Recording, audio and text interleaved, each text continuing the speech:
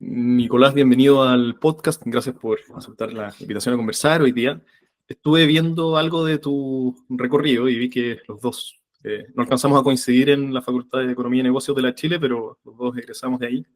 Y yo durante mi carrera nunca vi nada relacionado con pensiones, que recuerde ahora, lo que a mi parecer habla un poco de lo mediocre de la malla, de la carrera misma, y además de la falta de educación previsional que tenemos en Chile. Pero tu experiencia entiendo que fue distinta. Tú te encontraste con el tema pensiones en la universidad.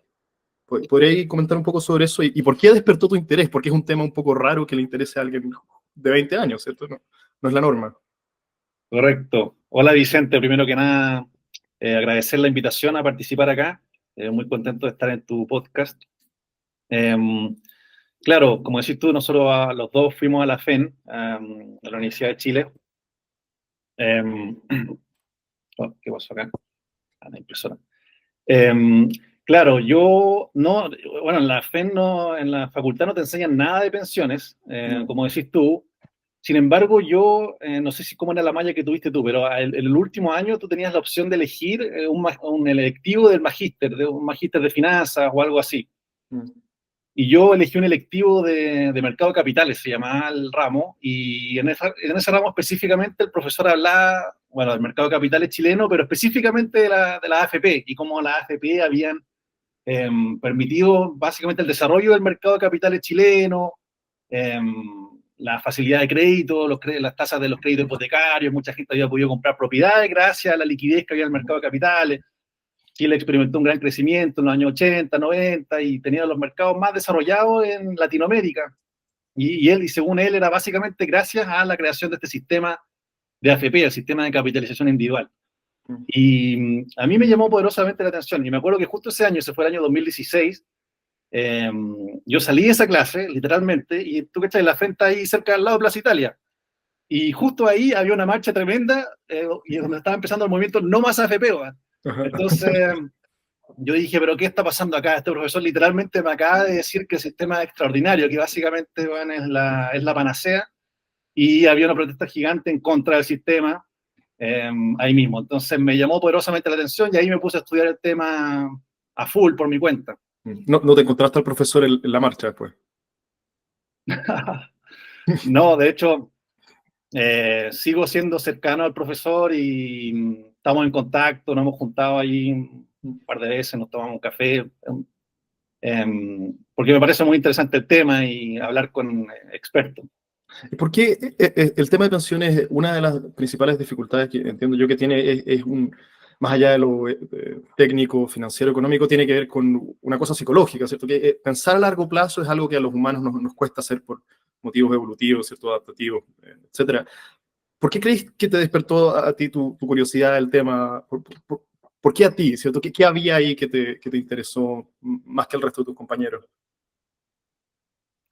Sí, es bien poco común que alguien de veintitantos años, como decís tú, se interese por este tema. A la vez lo veo como algo positivo, porque siento que como emprendedor, ¿cierto? No hay tanta competencia. Por ejemplo, si uno quisiera, hay rubros que son mucho más competitivos, donde está lleno de emprendimiento y todos compiten unos con otros. Aquí como que siento que hay un vacío tremendo de falta de innovación y propuestas y emprendedores que quieran hacer algo en esta industria. Mm. Y la verdad que yo también me he preguntado mucho eso mismo, ¿por qué estoy acá en realidad? ¿Cuál es el tema? Y me acuerdo que como a los 15 años, mi papá me regaló un libro que en ese momento, al principio no lo leí porque no era bueno para leer en ese tiempo, pero estaba tan aburrido en un verano que lo leí. Era Padre Rico, Padre Pobre, de Robert Kiyosaki, que seguramente tú lo has visto también, Mm. que es como de los libros más vendidos en educación financiera. Y básicamente uno de los conceptos de este libro era que había dos tipos de personas en el mundo, los ricos y los pobres o la clase media, los trabajadores en el fondo, los trabajadores y los ricos, y que ambos tienen maneras de pensar completamente distintas. Los trabajadores o la clase media o algo así como él lo catalogaba, era gente que tenía que trabajar para generar ingresos, básicamente, y eso es la mayoría de las personas, eso es como el 90-95% de las personas. La gente rica era gente que creaba un activo y ese activo le generaba ingresos en el fondo. Entonces invertía y creaba activos o empresas, propiedades, y eso le generaba ingresos. era como un modelo, dos modelos de pensar completamente distintos, y a mí me llamó poderosamente la atención. De hecho, esa fue la razón por la que decidí estudiar ingeniería comercial, porque dije, tengo que entender cómo se crean estos negocios, cómo se crean estos activos para que me generen ingresos, ¿cachai? Entonces, el tema de las pensiones, yo lo veo muy relacionado, tiene que ver con un poco el concepto de libertad financiera, ¿cierto? El no tener que entregar mi tiempo a otra persona a cambio de dinero, sino que crear algo para yo poder no tener que trabajar por eso y poder generar ingresos de manera pasiva en el fondo. Y eso es una pensión, básicamente. Tú tienes un capital, se lo pasa en este caso a una administradora o una aseguradora, y esa empresa te entrega un ingreso en algunas veces de por vida o por un periodo largo de tiempo, y eso te da cierta libertad. Y para mí, la libertad y tener la libertad de tiempo, porque hay muchos tipos de libertad, ¿cierto? Libertad de expresión, por un lado, pero particularmente la libertad financiera, algo que me parece muy interesante conseguir. Para mí ha sido muy importante eso, y creo que mucha otra gente me gustaría mostrarles cómo se puede hacer esto también. Creo que es algo muy relevante para nosotros. Pasemos a hablar derechamente sobre las AFP, quizás relacionado con esa marcha con la que tú te encontraste después de esta clase que te abrió los ojos a este tema. ¿Por qué la opinión pública respecto a las AFP es tan mala, crees tú? Incluso vi un video no sé, en alguna de tus plataformas que le preguntas a gente en la calle, ¿cierto?, qué piensan de las AFP, y la mayoría dicen cosas negativas, y una dice incluso que es una trampa de principio a fin, uno de los entrevistados. ¿Por qué crees que hay cierto, que el termómetro público está tan cargado hacia lo negativo respecto del sistema previsional que tenemos en Chile? Se me ocurren un montón de razones, man. Primero, desde cómo fue creado el sistema. Fue creado en un periodo en Chile donde un periodo complicado, ¿cierto? No había full libertad, ¿cierto? En ese momento, bajo un gobierno que claramente ya divide. O sea, había gente que está en contra o gente que está a favor, pero no fue democráticamente elegido. Eso ya lo invalida un poco para mucha gente, o lo invalida bastante. Después está el concepto de que sea obligatorio, ¿cierto? Cuando nos obligan a hacer algo, por definición, o sea, yo también y tú y los que creemos en la libertad de las personas, pues, si me estáis obligando a algo, como que al tiro uno genera resistencia, ¿cierto? Yo no quiero hacer eso, ¿por qué me estáis obligando? Es como pagar un impuesto. Tenía esas dos cosas. Después tenía el tema de, bueno, el concepto de que esa plata se le está pasando al mercado financiero y o a los grandes empresarios, ¿cierto? El concepto de que esa plata la está usando otra persona. El concepto de la pérdida, de que pues, esta plata de repente puede perder su valor, y yo tenía 100 millones y ahora tengo 60, 70, ¿qué pasó con esa plata? El tema de las comisiones, las AFP ganan es un buen negocio, ganan utilidades bastante interesantes. Sin embargo, las pensiones no son tan buenas, entonces eso también genera, oye, pero ¿por qué esto es así? Entonces, la verdad que hay una infinidad de razones por las que la gente, y muchas quizás con mucha razón y otras quizás no tanto. Definitivamente hay un tema de educación previsional que hace falta, pero sí hay cosas que son cuestionables, o sea, hay cosas que pueden mejorar. El tema de las comisiones pueden bajar de todas maneras, los retornos de largo plazo pueden mejorar, en dónde se invierte la plata también se puede transparentar de mejor manera. Oye, esto está invertido en esta empresa, en estos bonos, ¿cachai? Bonos sustentables puede ser, o innovación. ¿Por qué no invertir en innovación o en startups o en empresas, en pymes? Eso yo creo que ayudaría a validar el sistema y decir, oye, no, esta plata, estos 200 billones de dólares están invertidos en realidad en todas estas empresas que tú ves acá, en las empresas que tú vas a comprar. Eso tipo de cosas que creo que se debería debatir más justo ahora que estamos en el tema de la reforma. Me gustaría, no sé si podemos hacer, si es posible hacer como una especie de panorámica, ¿cierto? Un abanico de cuáles son las posibilidades ideológicas de un extremo a otro, ¿cierto? En cuanto a qué proponen, por un lado, ¿cierto?, comunistas marxistas, si querés, de cómo se debería manejar el tema previsional, y por el otro lado, ¿cierto?, anarcocapitalistas o lo que sea que se encuentre en el otro extremo, ¿cierto?, más libertario, de qué. Partamos quizás por ahí. ¿Qué es lo que cada extremo, si pudiese diseñar su mundo ideal en la Tierra, ¿cierto?, traer el cielo a la Tierra según su propia mirada, qué es lo que aterrizarían en nuestro sistema? De forma caricaturesca, si quieres, para no sobrecomplejizarlo. Qué buena pregunta, bueno. Esto está interesante. Bueno, por el lado más comunista o socialista quizás, si es que se puede llamar así, o el lado estatista, digamos, gente que cree más en el poder del Estado y que el Estado debería controlar las cosas, ellos creen principalmente en un sistema de reparto. Un sistema de reparto es un sistema donde tú cotizas una parte de tu sueldo, igual que el sistema AFP. Todos los sistemas tienen cotizaciones, o sea, una parte de tu sueldo va a un sistema. Y este sistema, con este dinero se le paga la pensión a los jubilados actuales, ¿ya? Entonces, después cuando tú vas a jubilar, tú esperas que los que están trabajando ahora te financien tu pensión. De hecho, en Chile nosotros tuvimos ese sistema hasta hace no tanto tiempo atrás, antes del sistema AFP. Sin embargo, el problema con ese sistema era el déficit que generaba, porque resulta que empezó a pasar que mucha gente empezó a jubilar, la expectativa de vida creció mucho, sin embargo, había muy poquitas personas trabajando. Entonces el sistema requería de un financiamiento estatal no menor al final. Entonces, no era sostenible en el tiempo.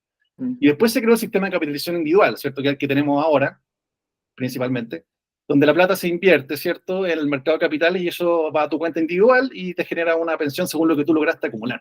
Ahora, si tú me preguntas lo más anarcocapitalista, que me tocaste una hebra ahí fuerte, yo creo que hay sistemas mucho más interesantes que se pueden desarrollar. No sé si tú estás metido en el tema o has visto algo del tema de las criptomonedas y el blockchain, la tecnología blockchain. Porque ¿qué es lo que pasa? Tú puedes crear una comunidad donde si tú tienes un token, tú tienes una participación del sistema, un sistema digital, tú, en el fondo, los afiliados del sistema pueden ser como accionistas de la AFP, por así decirlo. Sí, sí. Entonces, las utilidades del sistema se reparten entre todos los afiliados. Y la gracia de esta tecnología es que se habla mucho de la descentralización. Entonces, no hay un ente privado que es dueño de tus ahorros o que administra tus ahorros, sino que es como una especie de cooperativa donde todos somos dueños de una fracción de la empresa que controla esta cuestión. Es un concepto un poco quizás difícil de entender, pero creo que lo interesante es que creo que se pueden armar modelos distintos. En este momento el debate está como sesgado, que es o sistema de reparto o sistema de capitalización, pero como bien me plasmas tú en la pregunta, yo creo que hay otros modelos que se pueden pensar también. Pero eso se escapa de un porcentaje de cotización obligatoria. Estoy pensando en algo donde cada individuo es responsable de su vejez. Claro, claro. O sea, en la anarcocapitalista máxima o en la libertaria máxima, tú no puedes imponerle a nadie no puedes obligar a nadie que haga algo. Sin embargo, es complicado el tema de las pensiones, porque, como bien decías tú al principio, o sea, una persona de 20 años no se va a preocupar de cotizar para su jubilación, y es justamente a esa edad, a los 20, 30, es cuando tú tienes que armar tu pozo para la jubilación. Entonces, claro, está esa disyuntiva, ¿qué tan obligatorio debe ser? Ahora, la importancia de sistemas voluntarios creo que es importante, y en Chile tenemos sistemas voluntarios, y creo que ese también hay que robustecerlo más y fomentarlo más, porque con el obligatorio claramente no ha sido suficiente. Sí, mira, justo había notado un comentario que leí en tu Instagram de alguien que puso algo, te lo quería leer. Dice, Ya. comillas, y tenía un montón de likes el comentario. Bueno, dice, comillas, yo he llegado a la conclusión que lo mejor que se puede hacer en pensiones es simplemente eliminar todo sistema de pensiones público y privado y que cada uno sea responsable de su vejez, que encapsula un poco esto, ¿cierto? Esta idea libertaria. Pero te escucho decir entonces que cierta cotización obligatoria es necesaria, o en tu mundo ideal cada uno juega de acuerdo a sus propias reglas. Yo creo que es necesaria una base de pensión, si tampoco va a generar tanto. O sea, hoy en día, por ejemplo, la PGU, que es la pensión estatal, estamos hablando de 200.000 pesos, que es como una base, así como desde el mínimo que debería necesitar, y que yo creo que debería ser mayor a todo esto. De hecho, debería para mí estar más cercana al sueldo mínimo, la base de las personas, porque la verdad es que es bien triste pensar que una persona va a llegar a la vejez viviendo con menos del sueldo mínimo. Lo encuentro súper difícil, es muy complejo, sobre todo cuando tienes más costos en salud y otras cosas.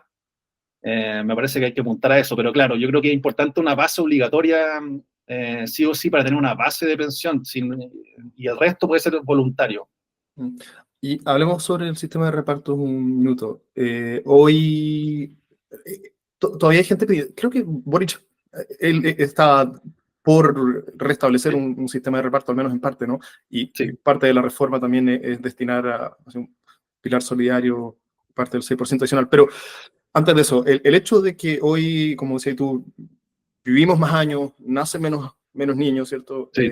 ¿Hace mucho menos factible un sistema de reparto? Sí, lo hace completamente insostenible un sistema de reparto. Y cada vez más, la tasa de natalidad está bajando, cada vez menos niños y cada vez viviendo más. No sé si has visto, por ejemplo, tú te he visto que también estás bien en el área de la salud y como el wellness o el bienestar de las personas, por algunos emprendimientos que tienes ahí. Ujú. No sé si has visto a este compadre, el Brian Johnson, que es un compadre, un gringo, Sí, sí. ya, un extraordinario. Ese weón es el hombre más medido de la historia, porque ese weón se mide todos los órganos del cuerpo. Y bueno, para la gente que no sabe, básicamente su misión es rejuvenecerse al máximo posible y encontrar qué son los mecanismos y los protocolos que mejor funcionan para que su cuerpo esté en la mejor forma posible. Y bueno, te dicen, este compadre está loco. Y sí, yo creo que está un poco loco, sí, totalmente, pero gracias a personas como ella, quizás como humanidad vamos a descubrir ciertos modelos que realmente pueden prolongar la vida mucho más. En Chile hoy día las mujeres son las octavas más longevas del mundo. Ah, wow. La expectativa de vida de una mujer en Chile es de 91 años. 91 años es más de 90 años. Son casi 100. Pero yo creo que en las próximas décadas literalmente vamos a llegar a los 100. Entonces, el tema de las pensiones es cada vez más relevante. Mm. Sí, alguien escucha decir que probablemente ya nació, que hoy existe en el mundo la primera persona que va a vivir 1000 años. No sé qué tan cierto podría ser eso, pero Imagínate, quizás quién Brian sabe. Johnson va a ser, o quizás él es.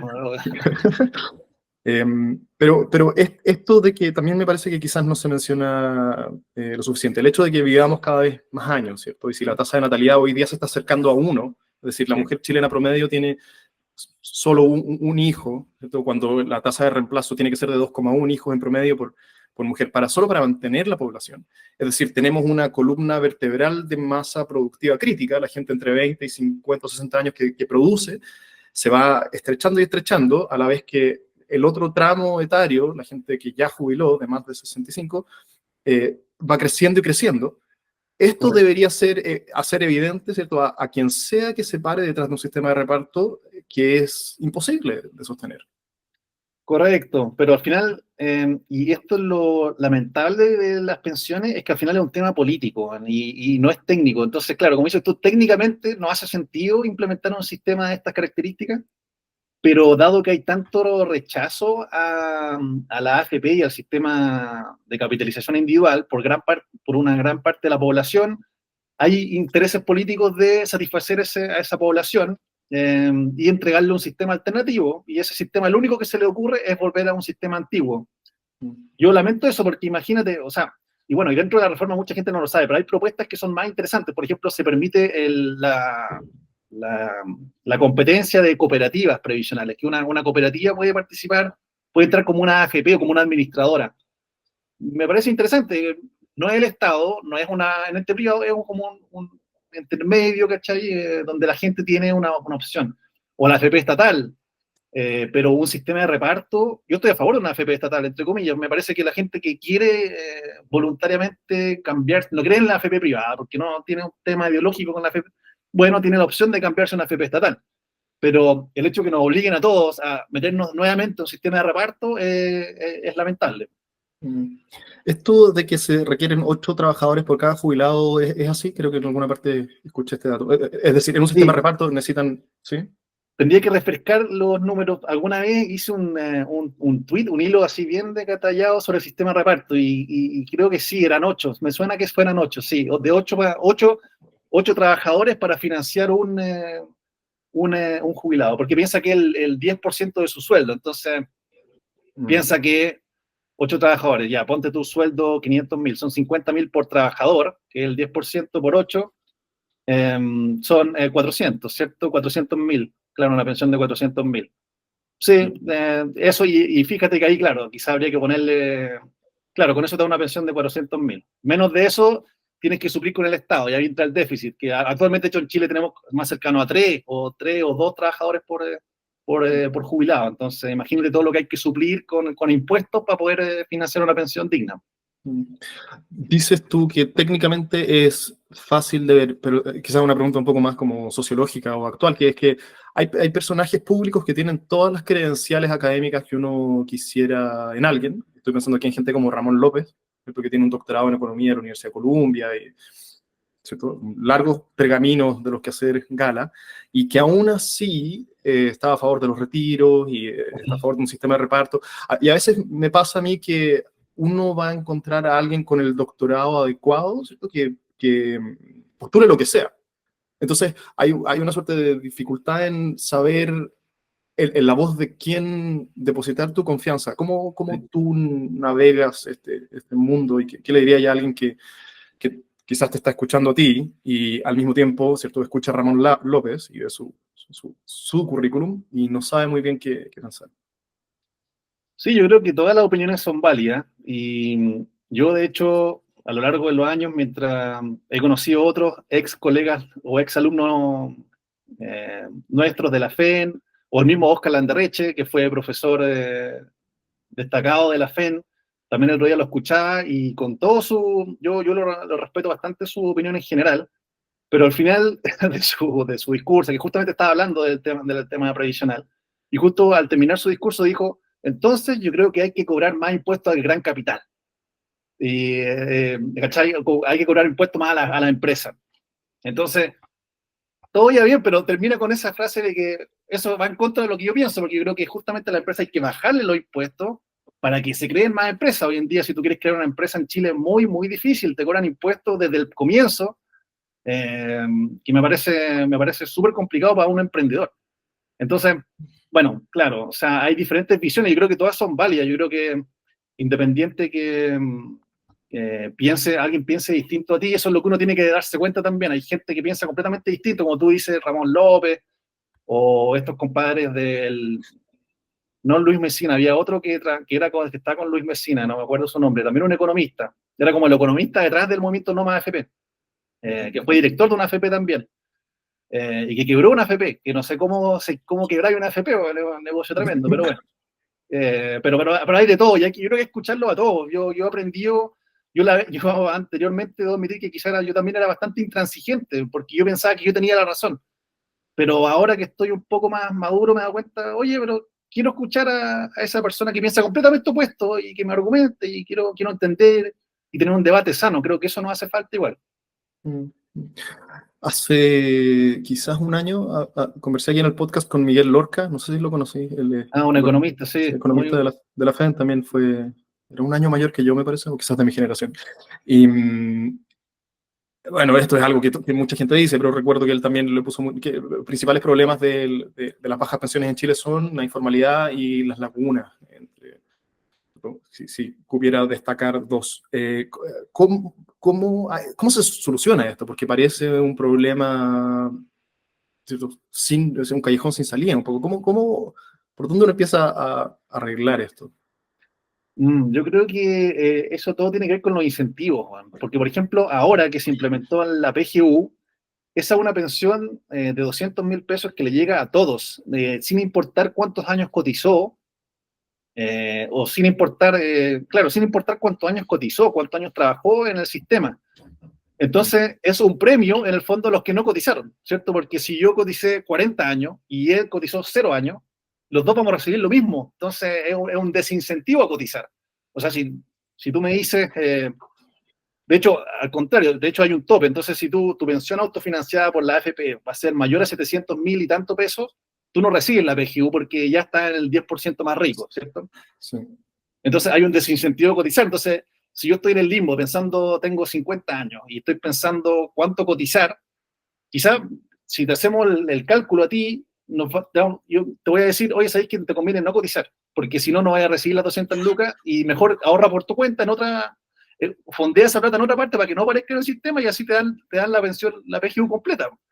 Entonces, ¿cómo se resuelve el tema? Yo creo que tiene que haber incentivo para que la gente cotice. La gente en este momento piensa que se la están cagando, que no confían en el sistema. Entonces, ¿cómo van a cotizar si es que piensan que le están robando la plata o no entienden bien dónde se está invirtiendo, qué se está haciendo con la plata, cuánto le están cobrando de comisión? Yo creo que un gran porcentaje de la población chilena no sabe cuánto le están cobrando en comisión y eso genera mucha desconfianza. Entonces,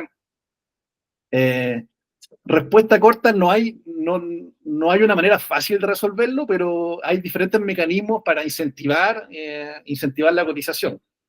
¿Y el aumento en la cotización obligatoria no es otro incentivo más a la informalidad? Es decir, pienso, ¿cierto? Aquí estamos hablando de subir de un 10 al 16% en la reforma, pero yo tengo un negocio pequeño, ¿cierto? Una empresa chica, y estos 6% puede no sonar a mucho, pero es el 6% de aumento en cotizaciones previsionales más, ¿cierto? No sé cuánto, casi 20% de inflación acumulada en los últimos 3 años, o el número que sea, el aumento en el sueldo mínimo, la reducción de la jornada laboral a 40 horas. Las presiones a negocios chicos que funcionan, ¿cierto?, mes a mes, no son precisamente a querer gastar ese 6% adicional en cotizaciones, sino más bien a, no sé, pues destinar más parte de la liquidación a asignaciones que no imponen, o a algunos negocios a pagar en negro la diferencia por sobre el mínimo que se haya acordado. Como, ¿cierto?, complejo, ¿no? Sí, bueno, eh, desde que estoy en esto me he dado cuenta que esto es más complejo, o sea, mientras más me meto en esta cuestión, más complejo me doy cuenta que es, o sea, es un tema sin fin, la verdad. Y bueno, con el tema del desarrollo de la inteligencia artificial también cada vez, o sea, el ser humano o los trabajadores comunes están destinados a ser reemplazados en gran parte y ahora va a ser más caro tener, como dices tú, va a ser más caro tener un empleado, y para las pymes sobre todo súper complejo. Es complicado el panorama hacia el futuro, respecto a eso, sí. ¿De qué se trata la reforma previsional? Todavía no está aprobado esto, pero ¿qué es lo que cuál es la conversación? Más allá, o sea, dale, tómalo por donde quieras, para quien no sabe. Claro, o sea, hay un consenso de que con el 10% no es suficiente. Eso creo que literalmente es como el único consenso que hay. Entonces se propone subirlo un 16% en vez del 10%. Lo que propone la reforma del gobierno actual es que de ese 6 extra, un 3% vaya a tu cuenta individual, de la AFP, como está todo actualmente, y el otro 3% vaya a un seguro social, que ese seguro social en el fondo es como un sistema de reparto en el fondo, ¿ya? Donde tú después, cuando tú vas a jubilar, se te cuenta la cantidad de años que tú cotizaste y se te entrega 0,1 UF por año cotizado, con un tope de 30 años, básicamente. Entonces, es como yo lo diría como una especie de préstamo. Tú en el fondo, esa parte de tu ingreso va al Estado, eso le paga las pensiones a los jubilados actuales, y después cuando tú vas a jubilar, esperas que te llegue el monto correspondiente según los años que tú cotizaste. Eso a grandes rasgos. Ahora hay un montón de cosas entre medio. Por ejemplo, y algo que le duele a la industria de AFP, y esto es lo que más le afecta, porque de hecho yo creo que si es que solamente fuera eso la reforma, ellos estarían contentos, porque su sistema sigue igual, siguen cobrando la comisión, de hecho va a entrar más plata, va a entrar un 3% más, y se mantiene el sistema. Pero lo que les duele realmente es que también hay una propuesta dentro de la reforma de separar la industria previsional. ¿Y qué se refieren con esto? Las AFP actualmente hacen hartas cosas más que solamente invertir la plata. Ellos pagan las pensiones también, ellos recaudan la plata, pagan las pensiones, hay un montón de trámites de invalidez y un montón de cuestiones que hace la AFP también. Lo que quieren hacer es separar esa cuestión. Dijeron, oye, saben que ustedes hacen muchas cosas, dejemos que la recaudación y el pago de pensiones lo haga un ente estatal, y ustedes como administradoras, o de hecho va a cambiar de nombre, lo que se propone es que cambie de nombre a inversores previsionales. Entonces, ¿qué es lo que se busca con esto? Que solo se dediquen a administrar la plata, solo a invertir. ¿Y eso qué permite? Que entren otros competidores, porque hoy en día en Chile tenemos el concepto de AGF, que son administradoras generales de fondos. Entonces, la idea es como que estos compadres también puedan entrar y que no sea tan restrictivo, porque actualmente en la industria existen 7 AFP. Es muy difícil crear y competir con una AFP porque requiere mucho capital y mucho know-how también del negocio, porque es muy complejo, tienen varias funciones que tienen que cumplir. Entonces quieren simplificarlo y dejar que la AFP solamente invierta la plata. Y otro ente se encarga, que puede ser estatal, entiendo, se puede licitar también, puede ser público, privado, que se encargue de otras cosas. Eso a grandes rasgos de la reforma. Mira, si me preguntas a mí, yo no lo veo, hay que aclarar una cosa, la necesidad de una reforma es urgente. Las pensiones son malas actualmente, eso independiente si es de derecha, izquierda, o sea, es muy difícil argumentar que hoy en día las pensiones son buenas en Chile. Sin embargo, hay gente que lo intenta hacer, pero para la gran mayoría de la gente las pensiones son bastante malas. menor a 300.000 pesos, menor a 200.000 pesos, especialmente para las mujeres que jubilan antes. Son malas. Entonces es necesario, esta reforma se viene conversando hace 15 años ya. No es como algo que haya salido de este gobierno, esto viene de varios gobiernos atrás y nunca se ha podido lograr una reforma. Entonces yo creo que la necesidad de una reforma es sumamente urgente, eso se entiende de todos los sectores. Creo que la reforma perfecta no va a salir, porque no va a haber consenso nunca, o sea, va a haber un sector de la política, ¿cierto?, que nunca va a estar de acuerdo con tirar el 100% extra a la capitalización individual, o nunca va a estar de acuerdo, y por otro lado hay gente de este sector que va a decir, nunca va a estar de acuerdo con tirar todo un seguro social. Entonces, al final tiene que ser algo intermedio, y eso es lo que se está llegando, y me parece positivo que se esté, por cómo va la reforma, yo estoy, o sea, me parece positivo que por dónde se está yendo la conversa y ojalá se cierre algo eh, que si bien no va a dejar 100% conforme a todos los sectores, pero hay un consenso y se logra mejorar las pensiones, que es lo importante. En tu reforma perfecta sería destinar el 6% completo a la capitalización individual. Mi reforma ideal, claro, sería que el 100% y que la gente pueda elegir quién administra su plata, no solo a la AFP, porque eso no va a dejar conforme a mucha gente. El tema es que el 100% de la plata de la gente puede elegir AFP privada, AFP estatal, o quizá otro ente, Fintual, Buda, no sé, otro administrador, otro tipo de empresa financiera que ellos elijan. Actualmente la AFP no tienen la legitimidad de toda la población. Yo creo, uno como cree en el libre mercado, yo creo que deberían haber, ojalá, muchas más opciones. Actualmente hay 7 y son bien similares entre todas, la verdad que no hay mucha diferencia, más que las comisiones sí son bien diferentes. Hay una AFP que cobran hasta 3 veces más que la otra, y mucha gente no lo sabe. Pero creo que hay que abrir el mercado y que tanto entes privados como públicos puedan competir libremente por este 100% de la cotización. Y este cambio de nombre de las AFP es una especie de blanqueamiento para, ¿cierto?, cambiar la percepción pública, pero en realidad no es tal cosa. Claro, sí, como te digo, claro, hay un tema muy político acá. Efectivamente, este gobierno partió con un eslogan de eliminar la AFP. No va a eliminar la AFP completamente, sí, claro, más de nombre un poco, pero claro, es como para cumplir un poco por lo que él había propuesto inicialmente. ¿Por qué las mujeres jubilan antes si es que viven más? Excelente pregunta, ¿no? Eso es algo de las cosas que no se entienden, ¿no? No sé si es por algo de caballerosidad, como, así como... ¿Ah, sí? La verdad que es raro. En muchos países sí las mujeres antiguamente han jubilado antes que los hombres, eh, curiosamente. Sin embargo, en muchos países, claro, esto ya está cambiando y como mucho se habla de la igualdad entre géneros, ¿cierto? Se está hablando, y en muchos países, Dinamarca o muchos países europeos, la edad de jubilación de los hombres y las mujeres es la misma. Y a todo esto es más alta en ambos. De hecho, eso es una conversa muy pendiente en la reforma previsional. Es algo, y volvemos a lo mismo, al final es un tema político, porque es muy impolíticamente correcto decirle a la gente, ya bueno, ahora vamos a cambiar el sistema y para cambiarlo tú tienes que jubilar 5 años después. Y así suben las pensiones. Entonces, como políticamente, no es muy sexy decir que tienes que jubilar después o sea, va a tener que trabajar 5 años más, es muy poco atractivo. Entonces, eso no se está tocando, pero efectivamente ahí hay, viste, o sea, ahí hay una conversa muy pendiente que es el tema de subir la edad de jubilación, tanto para los hombres y sobre todo para las mujeres. Y también entiendo que el 6% que estamos aumentando todavía tampoco alcanzamos el promedio de los países de la OCDE, ¿cierto? Correcto, sí, el promedio de la OCDE está en torno al 18%. Ahora sí, con este 16 nos acercamos harto.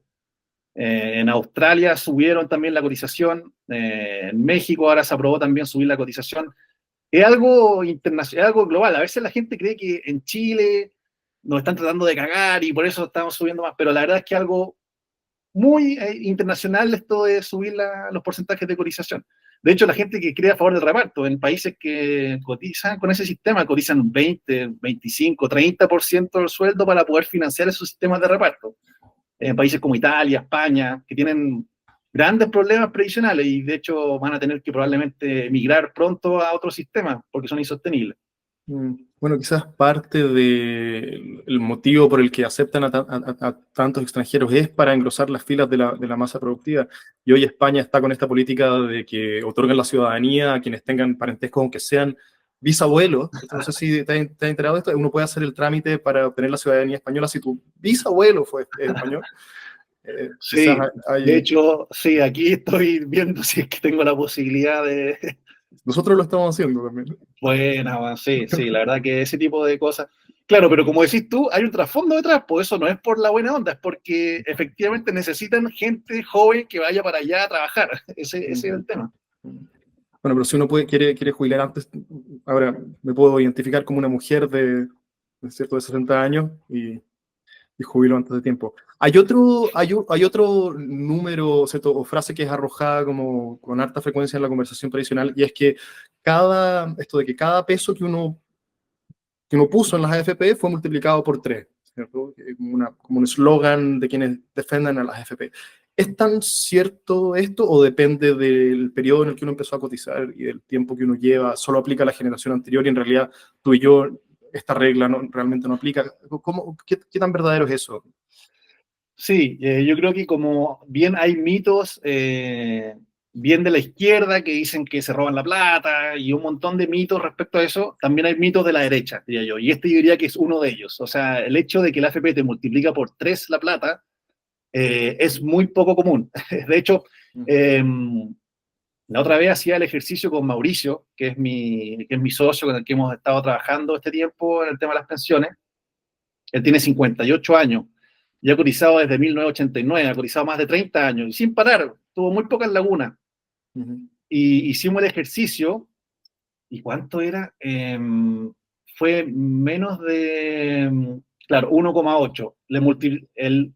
Lo que le hicimos fue calcular el efecto multiplicador, o sea, cuánto puso él y cuánto sacó. Y la AFP le multiplicó por 1,8 neto de comisiones, neto de inflación, lo que él puso. Ya, ahora tú dices, entre 1,8 y 3 no hay tanta diferencia. Bueno, la verdad es que hay mucha Mucha, diferencia. sí, sí. Hay harta diferencia y claro, no, hubieron muy buenas rentabilidades al principio del sistema, pero el problema es que los sueldos en ese momento de la gente eran muy bajos y fuimos muy pocos, o sea, fueron muy pocos los que participaron en los años 80 y 90 del sistema. O sea, tú y yo no estábamos cotizando en ese tiempo, entonces nos tocó ahora el sistema que no está rentando tanto. Entonces, ese tema de que multiplica por 3 o por 4, he escuchado incluso, es bastante falso, es bastante cuestionable. Sí. Nico, tómate los últimos minutos que nos quedan para describir, para contar sobre lo que está ahí metido ahora, que tiene más que ver con esto, con Web3 y ¿cierto? Blockchain y todo lo demás, que yo no entiendo mucho, pero si quieres, siéntate libre de contar un poco en qué está ahí, por qué alguien se vería interesado en aprender más. Adelante. Sí, excelente. Sí, más que blockchain o Web3, específicamente estamos como en el área de la innovación y de la tecnología, ¿cachai? Desde el tiempo que llevo en esto me he dado cuenta que hay mucha desinformación, que es lo que hemos conversado ahora, y falta mucha transparencia. Y es un poco extraño dado que vivimos en la era de la información y se supone que toda la información está disponible y súper clara, pero para la industria tradicional como que no ha sido tan así. Entonces, ¿qué es lo que estamos haciendo? Bueno, creamos PensionFi, que es nuestra empresa, ¿Cómo se donde llama, perdón? básicamente... Ah, ¿El nombre? PensionFi, pensionfi.com. De hecho, ahí se lo buscan pensionfi.com. Y estamos creando diferentes plataformas, diferentes herramientas, simuladores de pensiones, comparadores. De hecho, hicimos un comparador que se llama decidetu.cl, que compara el seguro social versus capitalización individual. ¿Cuánto obtendrías tú bajo bajo cada modelo?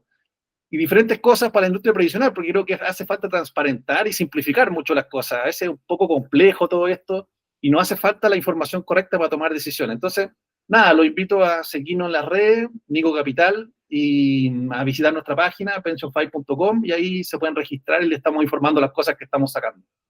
Súper, Nico. Bueno, gracias. Yo creo que todo lo que apunte a desmitificar ciertas confusiones y a mayor transparencia, sobre todo respaldado por cálculos serios, es positivo. Así que te agradezco tu pega y tu tiempo conmigo hoy día. Voy a dejar link a todas tus iniciativas para quien quiera saber más. Buena, genial. No, gracias a ti, Vicente, por el espacio y adelante con todos los emprendimientos que estáis haciendo ahí.